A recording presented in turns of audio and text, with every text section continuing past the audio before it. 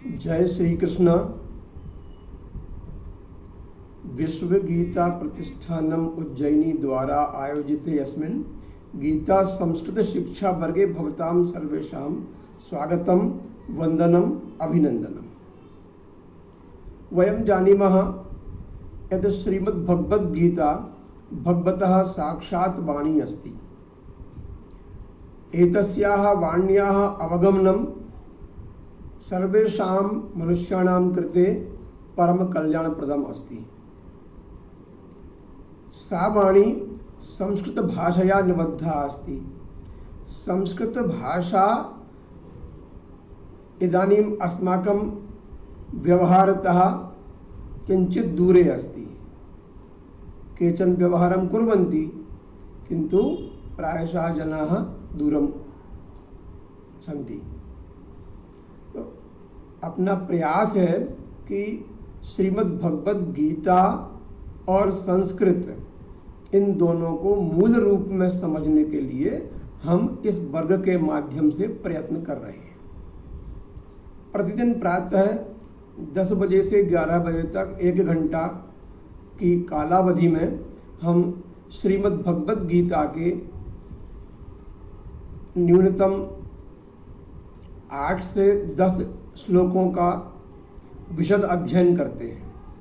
यह प्रवचनात्मक व्याख्यात्मक कार्यक्रम नहीं है, यह सीधा शिक्षणात्मक कार्यक्रम है। गीता का प्रवचन सुनने के बाद में प्रवचन को धारण कर पाना कठिन है।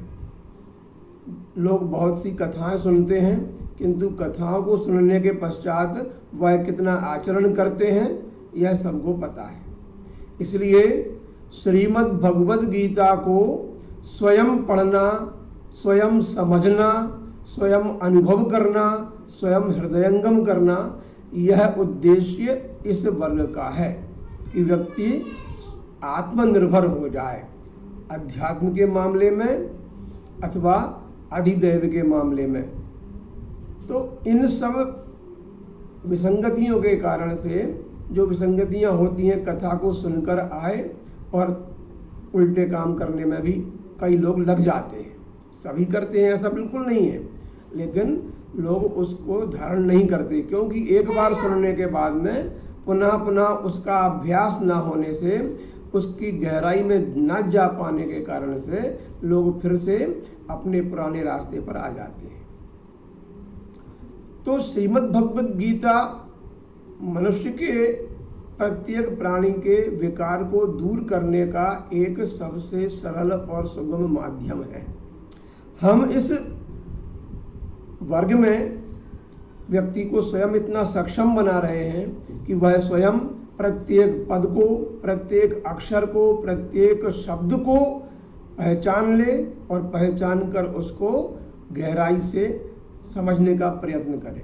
फिर बहुत सी टीकाएं हैं, आगे प्रवचन का भी कार्यक्रम रहेगा, उसमें भी आपको सुनने को मिलेगा।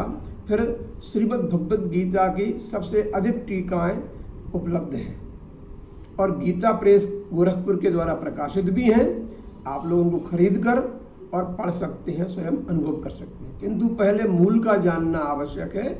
श्लोक को ना पढ़ पाने के कारण से, श्लोक के पदों को ना समझ पाने के कारण से जो विसंगति आती है उसको दूर करना इस गीता संस्कृत शिक्षा वर्ग का मूल उद्देश्य है। तो आइए हम आज आरंभ करते हैं। अभी तक हम श्रीमद् भगवद गीता के 5वें अध्याय के 19 श्लोक तक का अध्ययन कर चुके हैं। आज हम उसी 5वें अध्याय के 20वें श्लोक से लेकर समाप्ति पर्यंत आज हम अध्ययन करेंगे।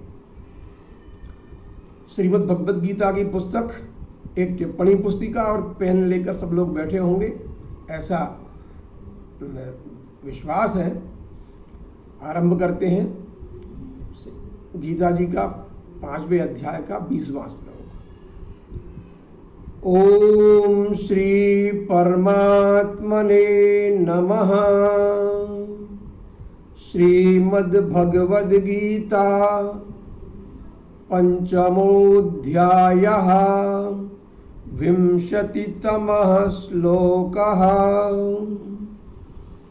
नाप्रिहरिष्येत् प्रियं प्राप्य नोद्विजेत् प्राप्य चाप्रियम्। स्थिरबुद्धिरसम्मूढो ब्रह्मविद् ब्रह्मणि स्थितः। पहले हमारा क्रम जो है उसमें हम पहले पदच्छेद करते हैं। पदच्छेद करना अर्थात प्रत्येक पद को अलग अलग करना। यह इसकी प्रक्रिया भी होती है कि इस प्रक्रिया के तहत पद्य जो पाठ होता है, पद्य पाठ को जानने के लिए पहले क्रम है, उसमें पहले पदच्छेद किया जाता है। हर पद को, पद माने शब्द, सुप तिङन्तम पदम, सुबंतम पदम तिङन्तम पदम, जिनके धातु रूप चलते हैं वे तिङंत पद होते हैं, जिनके शब्द रूप चलते हैं वह सुबंत पद होते हैं। तो उन पदों को पहचानना। तो पहले है ना प्रहरिष्येत प्रियम। यहाँ पर ये कठिन लग रहा है, किंतु यहाँ हमने देखा कि ना अलग करने के बाद प्रहरिष्येत अलग किया है और प्रियम अलग है, तो यहाँ पर उसके अपेक्षा थोड़ा सरल लगने लगा है।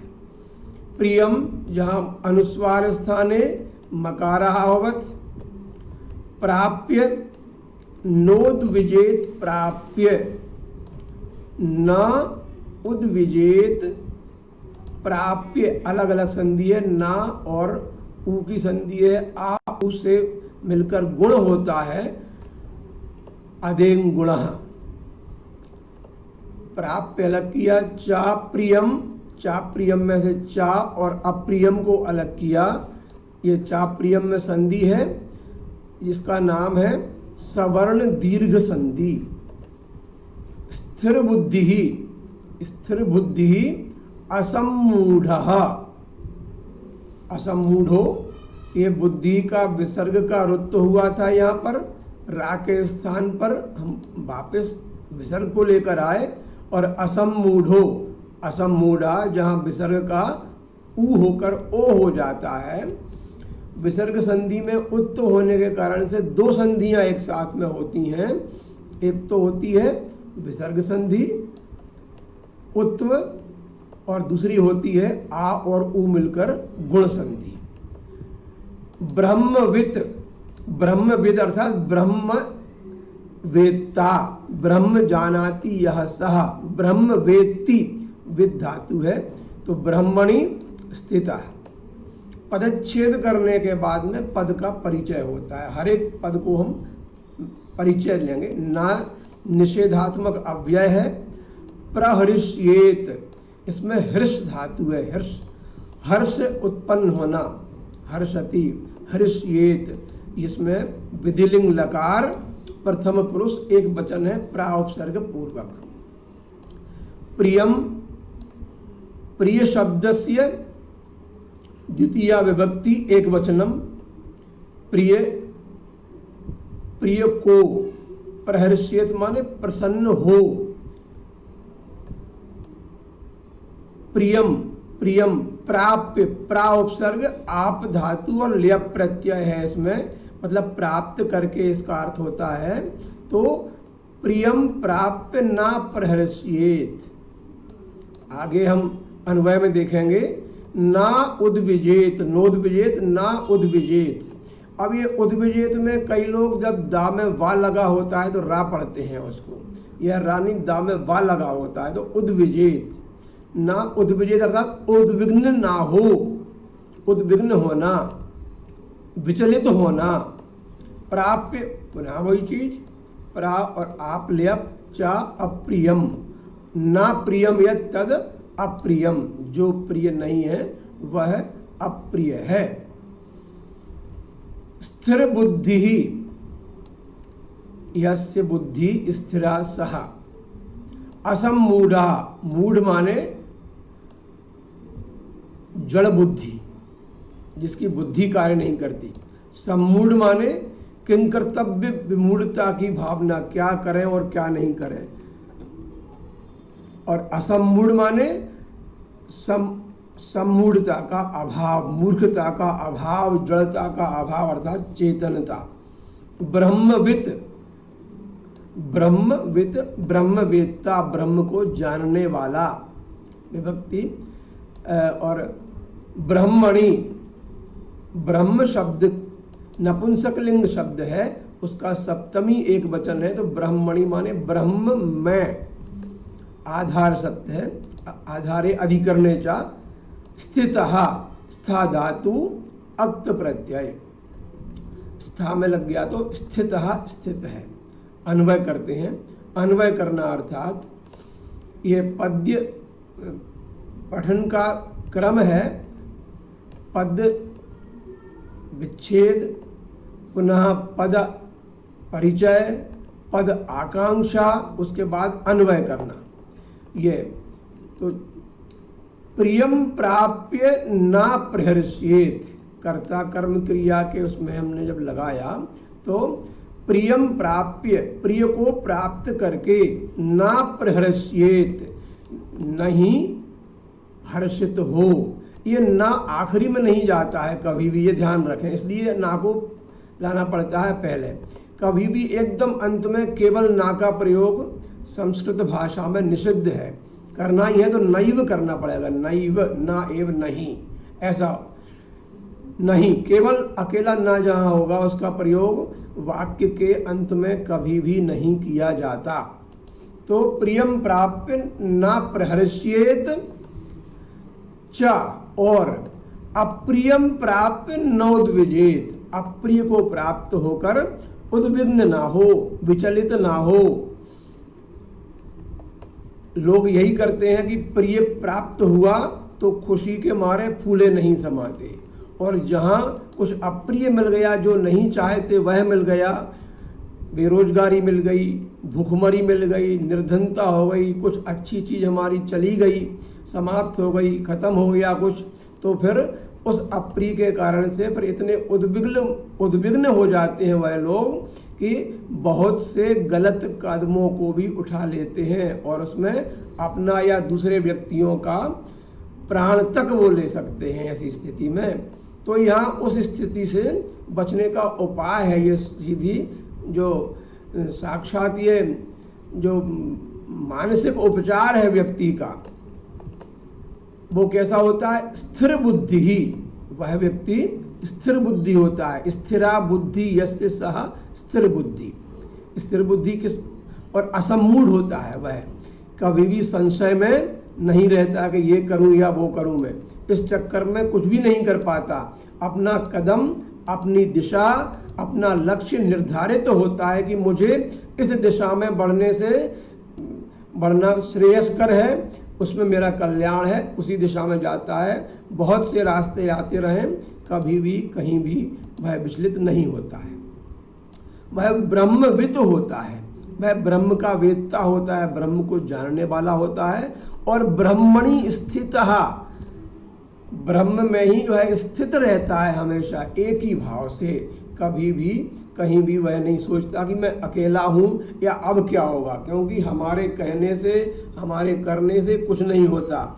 होता वही है जो कि उस ईश्वर को, उस परमात्मा को स्वीकार है, और हमने जैसे पहले कर्म किए हुए हैं, उन कर्मों का प्रभाव, उन कर्मों का फल ही हमारे सामने होता है। इसलिए क्या करना चाहिए कि प्रियम प्राप्य ना प्रहर्ष्येत, बहुत प्रिय प्राप्त हो गया, जिसको हम चाहते हैं वह मिल गया, तो अत्यंत खुशी के मारे फूला समाने वाली स्थिति जो होती है, फूले नहीं समा रहे, ऐसी स्थिति ना बने।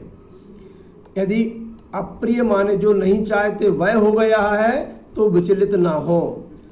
दोनों स्थितियों में, प्रिय मिल गया तो भी, अप्रिय मिल गया तो भी, उसमें स्थिर बुद्धि रहे, बुद्धि को अपनी को स्थिर कर ले, और असम्मूढ़ रहे, संशय से रहित रहे, अपने ध्येय के प्रति, अपने लक्ष्य के प्रति हमेशा निष्ठावान और कर्तव्यपरायण रहे। ऐसा व्यक्ति ब्रह्म को जानता है और ब्रह्म में ही स्थित रहता है। पंचम अध्यायस्य 21तमः श्लोकः। बाह्यस्पर्शेष्वसक्तात्मा विन्दत्यात्मनि यत्सुखम् स ब्रह्मयोग युक्तात्मा सुखमक्षयमश्नुते।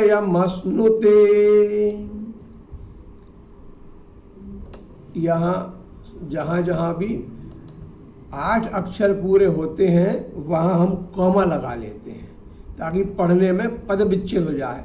इसको बोलते हैं, ये जो पूरा छंद दिख रहा है इसका नाम है अनुष्टुप छंद। इसको श्लोक भी बोलते हैं। इसके 4 चरण होते हैं। ये प्रथम चरण है, ये द्वितीय चरण है, ये तृतीय चरण है और ये चतुर्थ चरण है। पहला, दूसरा, तीसरा और चौथा, ये 4 चरण हैं। प्रत्येक चरण में 8 वर्ण होते हैं पूरे पूरे। आधी मात्राओं की गिनती नहीं करते हैं। इसके लक्षण पहले बता चुके हैं, फिर आगे कभी बताने का प्रयत्न करेंगे। पदच्छेद किया तो बाह्य, यहां बड़ा कठिन लग रहा है ये शब्द, बहुत बड़ा है। बाह्य स्पर्शेषु आत्मा क्या है? जब हमने इसको अलग किया, इसका पदच्छेद किया तो बाह्य, बाह्य माने बाहरी, स्पर्शेषु माने स्पर्शों में, पदार्थों में, चीजों में, वस्तुओं में। ये ऊ में से आ निकालने पर बनता है वा। बकारस्य दंतोस्थ, वा का उच्चारण स्थान दांत और ओठ है ऊपर का, तो वा, तो ये वा में से आ निकाला तो सू रह गया यहाँ पर, सर्वे स्पर्शेषु। और असक्त आत्मा, हमें समझ रहे हैं सक्तात्मा। सक्तात्मा माने उसमें आसक्त चित्त वाला व्यक्ति, और असक्त माने अनासक्त चित्त वाला व्यक्ति। तो पदच्छेद न होने से अर्थ को समझने में बहुत बड़ी भूल हो जाती है।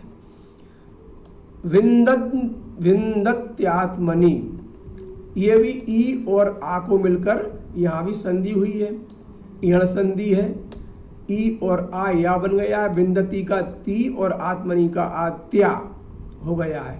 यहां पर सु उ और आ का मिलकर वा बना था, यहां पर या बना हुआ है। तो वा और या ये क्या है? यण संधि है। आत्मनि यत् सुखम अलग अलग कर दिया। सा ब्रह्म योग युक्त आत्मा अलग अलग पद कर दिए। यहाँ पर सा का जो विसर्ग लोप हो गया था उस विसर्ग को लगा दिया, तो ब्रह्म योग युक्त आत्मा सुखम अक्षयम अश्नुते। इनमें 3 पद हैं, एक है सुखम और एक है अक्षयम, ये अक्षयम ये वाला, अश्नुते, ऐसे 3 पद हैं। अब हमने पदच्छेद जब कर लिया तो पद का परिचय जानते हैं। बाह्य स्पर्शेषु, बाहरी स्पर्शों में, जो बाहर के विषय हैं उन सब में। असक्त आत्मा, न सक्तः यह सह असक्तः, जो उसमें आसक्त नहीं है वह असक्त होगा। तो असक्त, वह जो हिंदी में हम बोलते हैं अशक्त है, तो अशक्त वो अलग चीज है। उसमें यहाँ ता की जगह वो तालव्य सा होता है, सीटी वाला सा। अशक्त माने जो कुछ नहीं कर सकता, वो शक्त माने शक धातु है, उसमें शक्नोती आगे इसमें आने वाला है। शक्नोती माने सकता है, कैन, वो कैन, अंग्रेजी का जो कैन है, आई कैन ही, तो वो कैन की स्थिति करवाता है वो शक्त, अहम शक्तः अस्मि, कर सकता हूं, अशक्तः अस्मि न शक्नोमि इति। ये असक्त जो है वो ये आसक्ति से रहित, ऐसा इसका अर्थ है। ऐसा आत्मा, ऐसा व्यक्ति विन्दति आत्मनि, विन्दति माने जानता है, समझता है उसको, आत्मनि माने आत्मा में ही, उस परमात्म ज्ञान में ही, यत् सुखम, जो सुख मानता है। बहुत से लोग होते हैं जो आत्मनि में तो सप्तमी है, विन्दति विंद धातु है, विद धातु रूप बनता है विन्दति, एक वचन प्रथम पुरुष का, ये सप्तमी विभक्ति थी स्पर्शेषु में। यहाँ पर सहा ब्रह्म योग युक्त आत्मा, विभक्ति प्रथमा है, अलग अलग है। ब्रह्मणः योगे युक्तः यह सह ब्रह्म योग युक्तः। समास विग्रह, समास के बिना पद का अर्थ नहीं समझ सकते हैं, इसलिए समास का जानना भी आवश्यक है। सुखम, ये भाव है सुख के और दुख के, तो सुखम अक्षयम अश्नुते, ये अन्वय किया तो बाह्य स्पर्शेषु माने बाहर से जो हमको पदार्थ स्पर्श करते हैं, छूते हैं, बाहरी पदार्थ। बाहरी पदार्थ माने जो इंद्रियों जिनकी ओर लालायित होती हैं, जो तन्मात्राएं हैं, उनमें आसक्त आत्मा, आसक्ति से रहित व्यक्ति, जिसके अंतःकरण में, जिसका अंतःकरण सात्विक आनंद में लगा हुआ है। आत्मनि यत् सुखम, आत्मनि माने अपने आप में ही रमण करने वाला, परम आनंद में जो लगा हुआ है। बाहर के विषय में आसक्त व्यक्ति अंदर के विषयों में ही सुख को विंदती, सुख को पाता है, ये समझ लें अपन। तो विंदती, किम विंदती? सुखम विंदती। सुखम कहाँ विंदती? असक्तात्मा। कुत्र असक्तात्मा? बाह्य स्पर्शेषु असक्तात्मा। तरी कुत्र स्थितः? आत्मनि यत् सुखम अस्ति तद एव विंदती। आत्मनि एव, अपने आप में ही जो सुख है उसको पाता है। सह ब्रह्म योग युक्तात्मा अक्षयम सुखम अश्नुते। सह, वह ब्रह्म योग से युक्त आत्मा, ब्रह्म योग से मतलब ईश्वर का जो योग है, उसके जो बताए हैं अष्टांग योग, ध्यान, धारणा, समाधि, यम नियम से आरंभ करके उनमें जो लगा हुआ है व्यक्ति, जो ईश्वर में अभिन्न भाव से स्थित है, वह अक्षयम सुखम अश्नुते। देखिए यहाँ पर सुखम का विशेषण है अक्षयम, सुखम पद का विशेषण अक्षय है। तो सुख, तो सुखम अश्नुते माने प्राप्त करता है। सुखम अश्नुते, कीदृशम सुखम? अक्षयम सुखम अश्नुते। वह व्यक्ति ऐसा सुख प्राप्त करता है जिस सुख का कभी क्षरण नहीं होता। वह होता है हे ये ही संस्पर्शजा भोगा दुख यो नय एवते आद्यन्तवन्तः कौन्तेय न तेषु रमते बुधः। 22वां श्लोक हुआ ये। इसका पदच्छेद किया, थोड़े संक्षेप में करना पड़ेगा, नहीं तो आज 5वां अध्याय पूरा नहीं हो पाएगा। ये ही संस्पर्शाः केवल विसर्ग है, प्रायः बड़े आके मात्रा के बाद विसर्ग का लोप होता है। तो यहाँ भी लोप था, ये भोगा में भी लोप था, यहाँ लगा दिया हमने। तो दुख योनय, योनयः यहाँ भी लोप था, कारण आगे स्वर है। एवते आद्यंतवन्तः, आदि और अंतवन्तः, जिनका आदि और अंत है। आदि इसका ई और आ का इसमें यण संधि हो गई है। आद्यंतवन्तः, ये अंतवन्तः, इसको हमने पहले देखा था, एक बार फिर समझ लें। ये इसका मूल शब्द है अंतवत, अंतवान, मतु प्रत्यय, अंत शब्द में मतु प्रत्यय लगा हुआ है। जैसे गुणवान, ज्ञानवान, बुद्धिमान, शक्तिमान, ऐसे ये अंतवान प्रत्यय है। अंतवान इसका बहुवचन का रूप हो गया है। एक वचन में होता है अंतवान, द्विवचन में अंतवन्तौ, बहुवचन में अंतवन्तः। तो अंतवन्तः ऐसा रूप बना, ये बहुवचन है। भगवन्तः जैसा, भगवान भगवन्तौ भगवन्तः, अंतवान अंतवन्तौ अंतवन्तः। कौन्तेय न तेषु रमते बुधः। कौन्तेय संबोधनस्य रूपम, न तेषु तत्शब्दस्य सप्तमी बहुवचनम, रमते रमणम करोति, रम धातु आत्मनेपदी है। प्रथम पुरुष का लट लकार का एक वचन है ये। रमते बुधा अर्थात बुध धातु है, बुध, बुध से निष्पन्न हुआ है बुधा। बुध माने जानना, बुध माने जो जान चुका है वह, जिसको ज्ञान प्राप्त हो गया है वह बुध।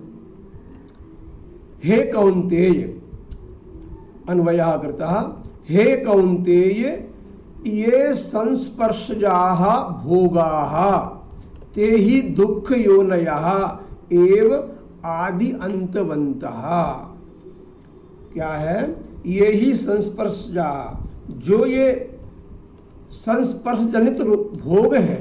संस्पर्श माने, संस्पर्श अर्थात इंद्रियों के और विषयों के संयोग से जो उत्पन्न होते हैं वे भोग, ते ही दुख योनया, वे ही दुख की योनियां हैं, दुख को पैदा करने वाले हैं, दुख को जनन करने वाले हैं, दुख के ही हेतु हैं। ते एव, और कैसे? आद्यंतवंता, और वे आदि मतलब आरंभ होता है उनका और उनका अंत होता है। मतलब दुख है वह, उसकी एक ही गति है कि दुख पैदा होगा, बीच के समय में जो उसका ग्रास है, जो उसका पात्र है, उसको वो दुख देगा और फिर बाद में उसका दुख का अंत हो जाएगा। वह व्यक्ति यदि समझदार है तो उस दुख से वो निकल आएगा, अन्यथा समझदार नहीं है तो वो उस दुख के बीच में ही डूब जाएगा। दुख का अंत बाद में होगा, पहले उस व्यक्ति का अंत हो जाएगा। तो जो समझते हैं कि दुख आया है तो दुख जाएगा भी, ऐसा ही सुख का है, सुख यदि आया है तो सुख जाएगा भी। यदि सूर्य उदय हुआ है तो सूर्य का अस्त भी होगा, यदि रात्रि का आरंभ हुआ है तो रात्रि का अंत भी होगा। जो कुछ भी है ये सब चक्रवत परिवर्तनते सुखानी चा दुखानी चा, किंतु बुधा तेषु ना रमते। बुद्ध माने बुद्धिमान व्यक्ति जो होता है, जो विवेकशील व्यक्ति होता है, वह उनमें रमण नहीं करता है, उनमें ना वो सुख में अधिक सुखी होता है, ना वह दुख में अधिक दुखी होता है, ना कभी वह विचलित होता है, उद्विग्न नहीं होता कभी भी। अग्रिमः श्लोकः, शक्नोति हैव यः सोढुम् प्राक् शरीर विमोक्षणात् काम क्रोधोद्भवं वेगं स युक्तः स सुखी नरः।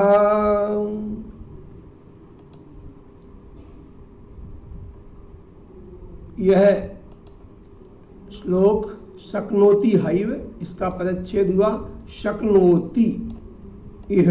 ये वह शक्नोति है वो वाला, कैन वाला, अंग्रेजी में बोलते हैं कैन, आई कैन। तो शक्नोति, और वो सक्त था, ये शक्त होता है, वो सक्त था, अलग अलग। उसमें यहाँ पर ये सरलता का सा था, दंत सा बोलते हैं, ये तालव्य सा वाला है। शक्नोति माने सकता है, कर सकता है। इह एव, यह अलग किया, ई और ई दोनों ई मिलकर हुआ था, बड़ी ई की मात्रा, तो इसमें संधि हुई दीर्घ संधि, अकह सवर्णे दीर्घा इह, और हा और ए मिलकर आ और ए मिलकर आई हो गया है, हैव। यह सोढ़ुम, जो सहन करने लायक, जो सहन करना। सोढ़ुम में सह शब्द है, धातु है, सह बोलते हैं, सहना भवतु सहनौ भुनक्तु, सह। तो वह सह है, साथ वाला सह, किंतु ये सह धातु है, सहन करना, सहते, सहते ऊपर के उसमें आया था, रमते है, ऐसा ही सहते था, सह धातु है। तो सह का इसमें तुमुन प्रत्यय लगा हुआ है, सह में तुमुन से बनता है रूप। सोढ़ुम, सहन करना, सहन करने योग्य, सहन करने के लिए, ऐसा। प्राक माने पूर्व में, पहले ही, प्राक अर्थात पहले। शरीर विमोक्षणात्, शरीरस्य विमोक्षणात्, मुच धातु है, मोक्ष करना माने छोड़ देना, समाप्त कर देना। तो विमोक्षणात् माने विशेष रूप से मुक्त कर देना शरीर को, उसके पहले ही, प्राक माने पहले ही। काम क्रोध उद्भवम वेगम, ये वेग हैं, अत्यंत प्रबल वेग हैं, इनको सहन कर पाना अच्छे अच्छे के लिए बहुत ही कठिन है। काम क्रोध से उत्पन्न जो वेग है उसके लिए, काम और क्रोध से उत्पन्न वेग सहन करना कब? शरीर विमोक्षणात् प्राक, शरीर के छोड़ने से पहले ही। ये काम और क्रोध से उत्पन्न जो वेग हैं उनको यह सोढ़ुम शक्नोति, ऐसा सह युक्त सह सुखी नरः, वही युक्त है अर्थात कर्मयोगी है, वही सुखी है। अन्वय में विस्तार से देखते हैं।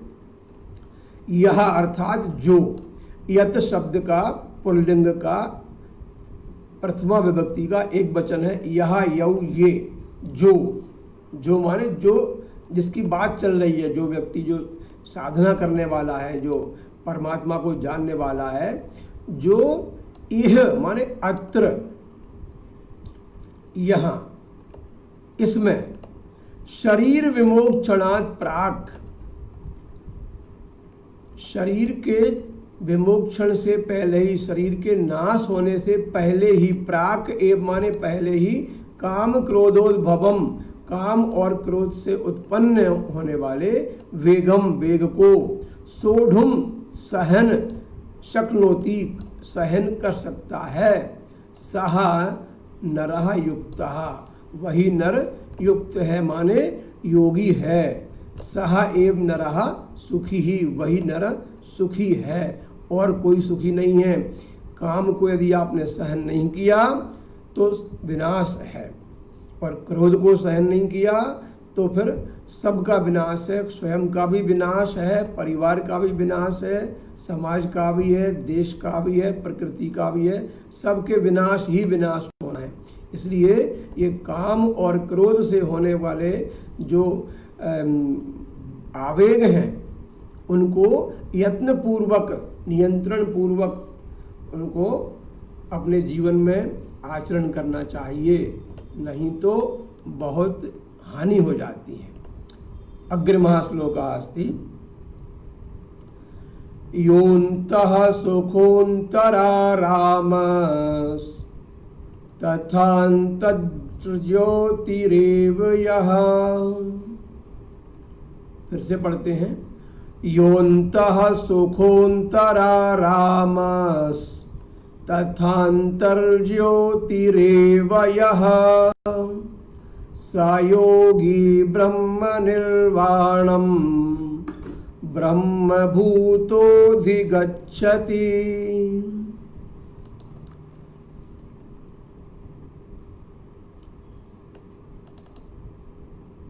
ये यह अंतः सुखः, यह अलग किया पदच्छेद में, अंतः सुखः जो अंतर सुख है, सुखः और अंतरारामः, अंतर ये एस जैसा लगा हुआ है दोनों जगह, ये भी और ये भी, ये दोनों आ के पूर्व रूप हैं, इसलिए इसको बोलते हैं पूर्व रूप संधि। यदि आ से पहले ओ हो रहा हो या ए हो रहा हो तो ये वर्ण आ जाते हैं और आ वहां पर मौन हो जाता है, साइलेंट हो जाता है। तो यह अंतः सुखः, अंतर आरामः, अंतरारामः, अंतर आरामः अलग किया, प्रत्यय निकाला, तथा अलग किया, अंतर्ज्योति एव यह, अंतर्ज्योति एव यह सहयोगी, सहयोगी का सहयोगी ब्रह्म निर्वाणम ब्रह्मभूतः अधिगच्छति। पूर्व रूप संधि के बहुत बढ़िया उदाहरण है तीनों ही, याद करने के भी। अधिगच्छति यहाँ पर ओ के बाद आ रहा है, यहाँ सुखों के बाद में आ रहा है तो सुखोन्तरारामः, यहाँ योन्तः, ऐसे तो पूर्व रूप संधि जो होती है उसके ये उदाहरण है, ध्यान रखना चाहिए।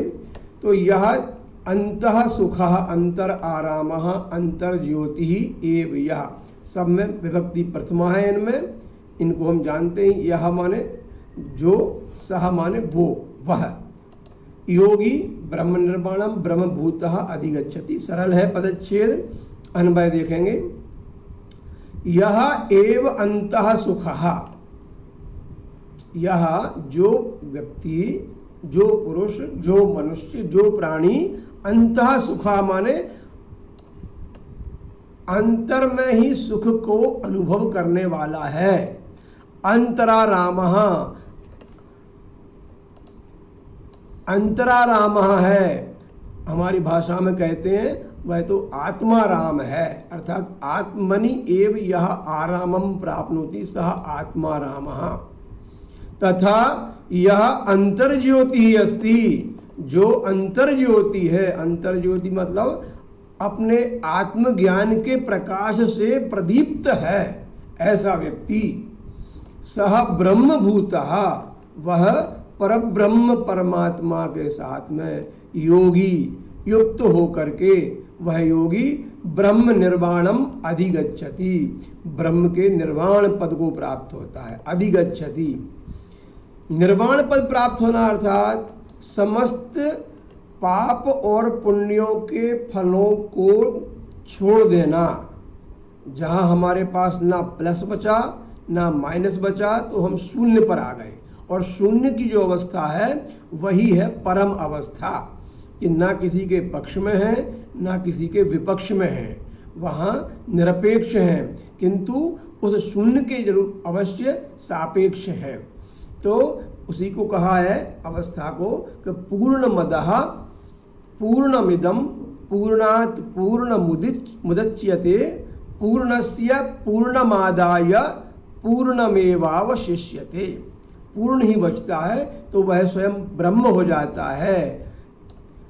आगे के श्लोकों में आएगा कि यथा नदीनाम बहवोम्बुवेगाः, समुद्र मासाद्य, समुद्र में जाकर नदियां मिल जाती हैं बहुत सी, इसी प्रकार से वह व्यक्ति भी, वह सांख्य योगी भी ब्रह्म को प्राप्त हो जाता है।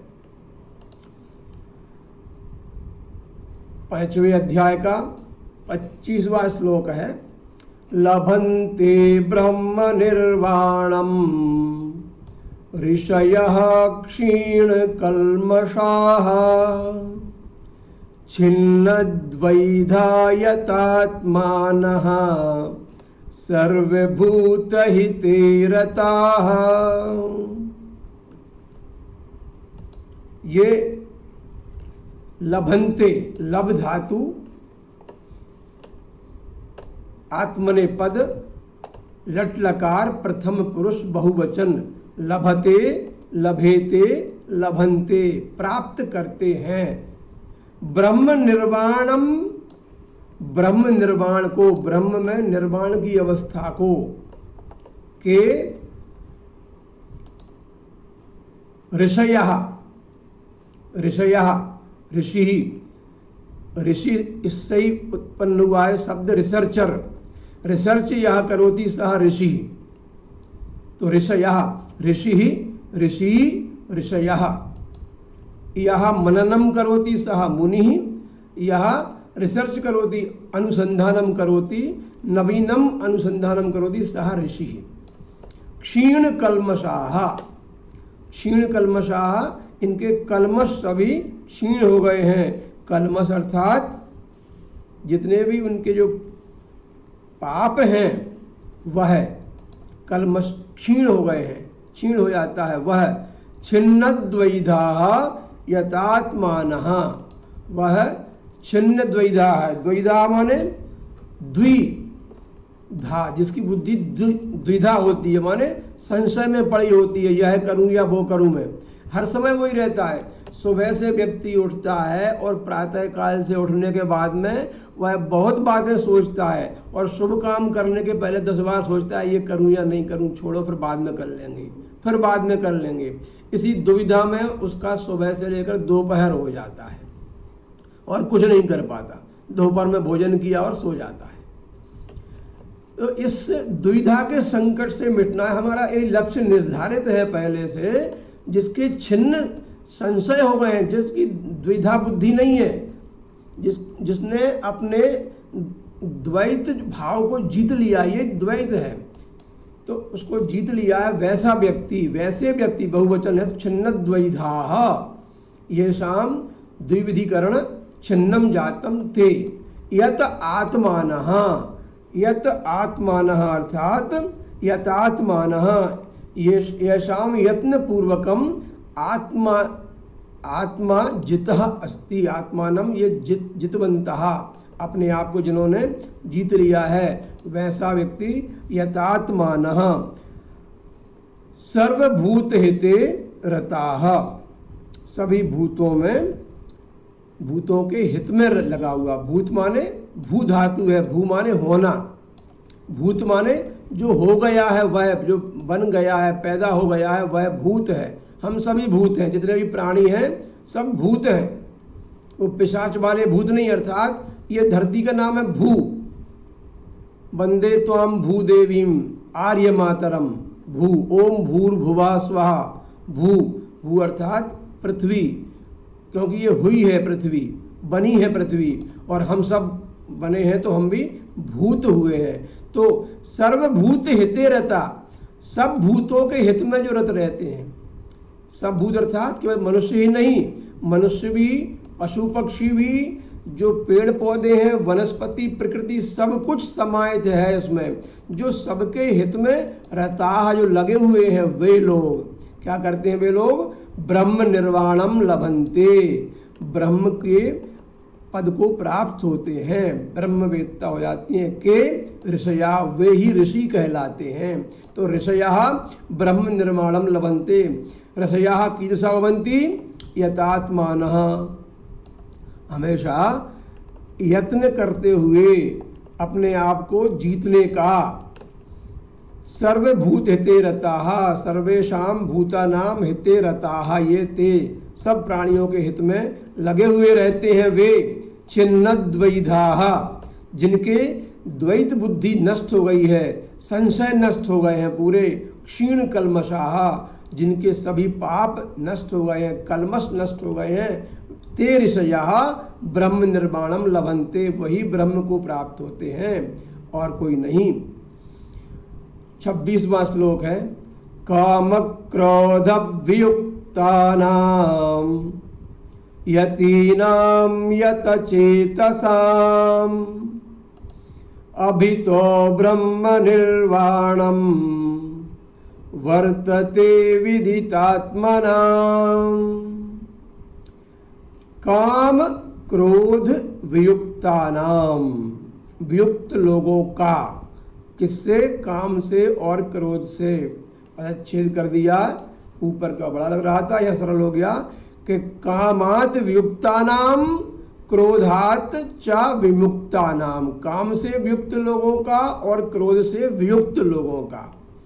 यतीनाम, यत्न करने वालों का, विभक्ति षष्ठी है ये, वियुक्तानाम बहुवचन, यतीनाम, चेतसाम, इन सब में आत्मनाम षष्ठी बहुवचन का रूप है ये। तो काम क्रोध वियुक्तानाम यतीनाम यत चेतसाम अभितः, अभितो का हुआ है ये, अभिता विसर्ग स्थान है, ओ अववत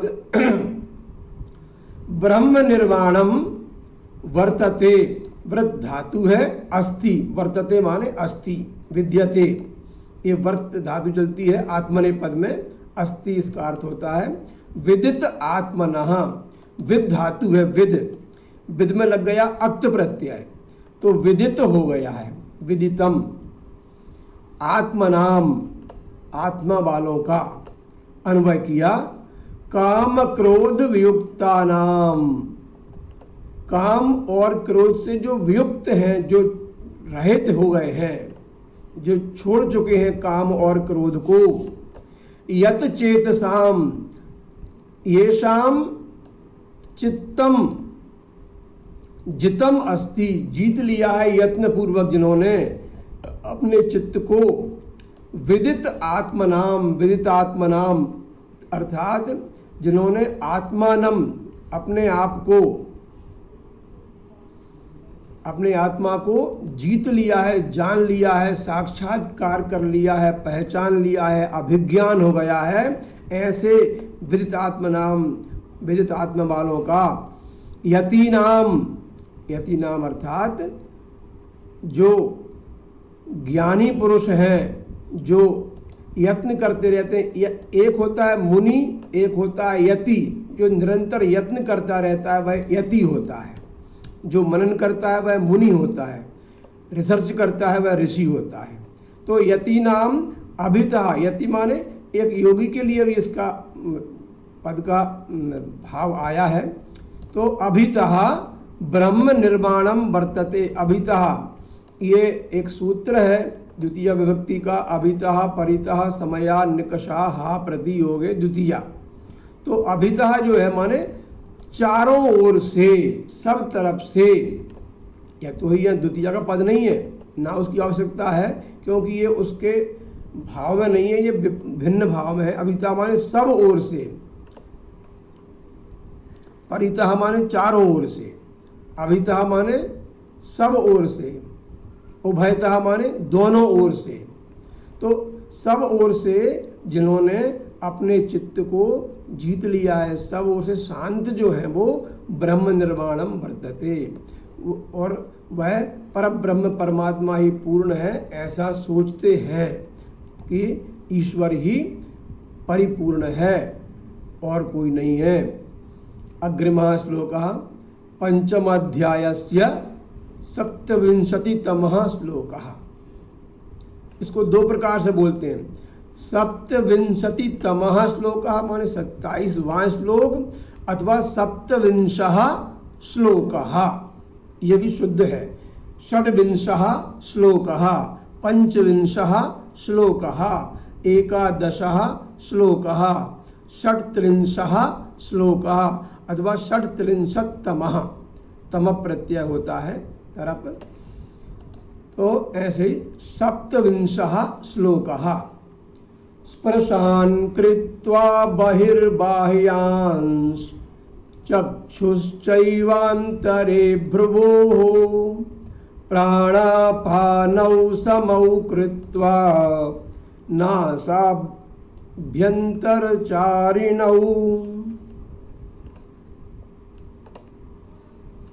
थोड़ा कठिन सा लग रहा है, अलग किया तो स्पर्शान कृत्वा, बड़ा आसान हो गया। बही ही विसर्ग, जो विसर्ग की रेफ हो गई थी ऊपर, वह आई यहाँ पे, तो बही बाह्यान, बाह्यान यहाँ नकार का यहाँ पर अनुस्वार हो गया और शकार का आगम हो गया है। व्याकरण में कुछ ऐसे सूत्र हैं जहाँ बोलते हैं कि उपदेश है ये, इसका आगम हो गया है, इसका लोप हो गया है। ऐसे तो शत्रुवद आदेशः और मित्रवद आगमः, जो मित्र की तरह जिसका आगमन हो कि वह अपने स्थान पर फिर वापस पहुंच जाए, वो मित्र होता है। मित्रवत आगमः, तो ये आगम बोलते हैं इसको व्याकरण की भाषा में। तो बाह्यान शकार का आगम, और चक्षुः यहाँ पर विसर्ग था, चक्षुः चा एव अंतरे। देखिए बहुत सुंदर इसका, ये संधियां बहुत सारी इसमें है, यहाँ से लेके यहाँ तक। एव अंतरे में, इन दोनों में देखें तो संधि है दीर्घ, अकः सवर्णे दीर्घ। चा एव आ और ए में आई वृद्धि संधि है। यह विसर्ग है तो, और शकार का आगम, ये विसर्ग के स्थान पर शा आया है क्योंकि चा आगे है। यहाँ पर भी शा का आगम हुआ है और ना के स्थान पर अनुस्वार हुआ है। यहाँ बही इस विसर्ग का वृत्त हुआ था तो रा बन गया था बाह्यान। बही बाहर, बाह्यान बाहरियों को, चक्षु माने नेत्र, चा एव अंतरे भ्रुवोः। प्राण अपानौ, प्राणापानौ इति प्राण अपानौ, वायु होते हैं शरीर में, पंच वायु होते हैं, प्राण अपान व्यान समान उदान। इन 5 वायुओं में से प्राण वायु का और अपान वायु का, अपान वायु माने अप माने स्थान से हटना, गिरना, नीचे होना, अलग होना, अपादान होना, बाहर होना। तो ये अपान वायु जो होती है, तो प्राण वायु और अपान वायु समौ कृत्वा, समौ द्विवचन है ये, प्राणः चा अपानः चा, प्राणापानौ, समौ कृत्वा, कृधातु त्वा प्रत्यय करके, नासाभ्यंतर चारिणौ, नास माने नासिका, नाक के अभ्यंतर चारिणौ करे। अगले पद के साथ इसका अर्थ मिलेगा, ये होगा। अगला श्लोक है यतेन्द्रिय मनो बुद्धिर मुनिर्मोक्ष परायणः विगतेच्छा भय क्रोधो यह सदा मुक्त एव सः। संधि विच्छेद किया इसका, यतेंद्रिय मनः का यत और इंद्रिय आ और ई मिलकर ए बन गया है। गण और ईश से बनता है गणेश, रमा ईश से रमेश, दिन ईश से दिनेश, देव इंद्र से देवेंद्र, तो यत इंद्रिय से यतेंद्रिय। ऐसे ही मनः, मनो का मनः हो गया है, यतेंद्रिय मनोबुद्धिर। यहाँ इसकी आवश्यकता नहीं थी मिलने की। मनो बुद्धिर मुनिर्मोक्ष परायणः, यतेंद्रिय मनः बुद्धिर, मिलाना पड़ेगा, बुद्धिर मुनिर्मोक्ष परायणः, बुद्धि मुनि मोक्ष परायणः, मोक्ष परायण। विगतेच्छा भय क्रोधो, विगतेच्छा में संधि विच्छेद किया, आ और ई का गुण इसमें भी हुआ है। विगतेच्छा भय क्रोधा अलग अलग करके लिख दिया है तो समझ में आ सकते हैं। यह सदा मुक्त एव सः, जो सदा मुक्त है वही। तो अब ये दोनों श्लोकों का हमने अन्वय किया एक साथ, क्योंकि कुछ इसके शब्द उसमें भी जा रहे थे, इसलिए एक साथ करना पड़ता है, पूरी एक ही बात है। बाह्यान द्वितीय विभक्ति बहुवचनम, स्पर्शान द्वितीय बहुवचनम, बहिः एव कृत्वा। बाह्यान स्पर्शान बहिः एव कृत्वा। स्पर्शान माने भोग, जो हमको छूते हैं, जो हमको छूकर दूषित करते हैं, कौन से बाहरी विषय भोग जो होते हैं वह, उन्हें बहिः कृत्वा, उनको चिंतन ना करे, उनको बाहर ही कर दे हमेशा। जो काम क्रोध लोभ मोह के वशीभूत होकर हमारे इंद्रियों से जो विषय ग्रहण करते हैं हम, उनको बाहर ही रखें, उनको अंदर ना जाने दें। ऐसा करके चा, और फिर क्या करें, चक्षुहु अर्थात नेत्रद्वयम, नेत्र, चक्षुहु चक्षुषी चक्षुंसी, ये चक्षुष शब्द है, सकारांत बोलते हैं इसको, चक्षुष नपुंसकलिंग शब्द है। चक्षुहु चक्षुषी चक्षुंसी। भ्रूहु, ये शब्द भ्रूहु है, भ्रू उकारांत शब्द है, भ्रूहु भ्रुवोः, ये भ्रुवः भ्रुवोः, ये भ्रुवोः षष्ठी द्विवचन का रूप है। अंतरे कृत्वा, दोनों भुवों, जो भौं होती है मनुष्य की, दोनों आंखों के ऊपर को जो भौं हैं, इनको इनके अंतरे माने बीच में करके क्या, दृष्टि को, चक्षुहु। नासाभ्यंतर चारिणौ, और नाक से निकलने वाला अभ्यंतर चारिणौ, कौ प्राणापानौ, नाक से, नाक में विचरण करते हैं प्राण और अपान वायु, निकलने वाला और आने वाला, तो ये दोनों वायुओं को समान करके प्राणापानौ समौ कृत्वा यतेंद्रिय मनः बुद्धि, जिसकी इंद्रियां और मन और बुद्धि जिसने जीत लिए हैं ये सब चीजें, वह यह मोक्ष परायण मुनि, वो होता है मोक्ष परायण मुनि।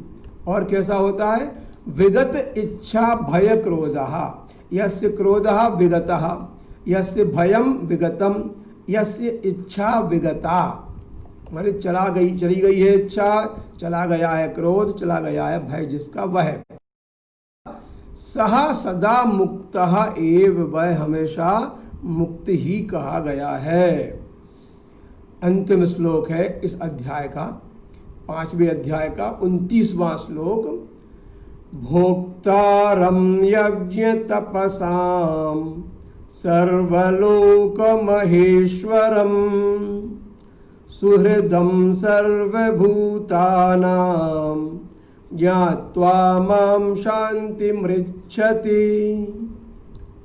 पदच्छेद देखा इसका, भोक्तारम अनुस्वार स्थाने मकारः, यज्ञ तपसाम में भी वही किया।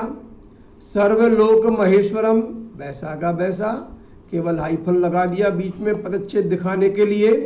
सुहृदम, सुहृद को, सर्वभूतानाम, सर्वेषाम भूतानाम, षष्ठी विभक्ति बहुवचनम, ज्ञात्वा, ज्ञा धातु त्वा प्रत्यय, जानकर, माम मुझको, शांतिम शांति को, रिच्छति माने जाता है। रिच्छ ये धातु है, ये गम के अर्थ में भी प्रयोग होता है इसका, गच्छति, शांतिम रिच्छति, रिच्छ।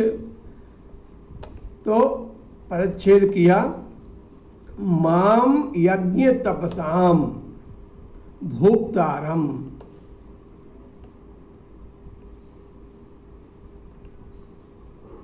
माम माने मुझको, अस्मद शब्द का द्वितीय विभक्ति का एक वचन है ये, अहम आवाम वयम, माम आवाम अस्मान। यज्ञ तपसाम माने यज्ञ का और तप का, यज्ञों का और तपों का, तपसाम ये बहुवचन है, यज्ञों का और तपों का, भोक्तारम, भोक्ता माने भोगने वाला, ग्रहण करने वाला, मुझे समझो। सर्वलोक महेश्वरम, सर्वेषाम लोकानाम महा ईश्वरः अस्मि अहम तम जानातु, सभी लोकों का जो महेश्वर हूं मैं उसको, सर्वभूतानाम सुहृदम, सभी भूतों का मैं सुहृद हूं, सुहृद अर्थात मित्र, सुहृद माने मित्र। सर्वेषाम भूतानाम, भूत माने प्राणियों का, सभी प्राणियों का, केवल मनुष्यों का नहीं है। ईश्वर ने ये बात बार बार कही है कि वह केवल मनुष्यों का नहीं है, सर्वभूतानाम सुहृदम, सभी भूतों का सुहृद है, मित्र है। और यदि हम किसी उस ईश्वर के मित्र को किसी से हम द्रोह करते हैं, द्वेष करते हैं, उसकी कोई हानि पहुंचाते हैं, उसके साथ कोई असम्यक अशोभनीय व्यवहार करते हैं, तो हम ईश्वर के मित्र को कष्ट देते हैं, तो बदले में हमें कष्ट मिलना ही मिलना है। इसलिए किसी को भी कष्ट ना दें, मन, वाणी और कर्म से कभी भी, कहीं भी, कैसे भी, जीव हो या निर्जीव हो। तो ऐसे मुझे, मैं सुहृद हूं सबका, ऐसा ज्ञात्वा शांतिम रिच्छति, वह शांति को प्राप्त होता है। क्यों? क्योंकि वह सब भूतों का सुहृद वो खुद भी हो जाता है।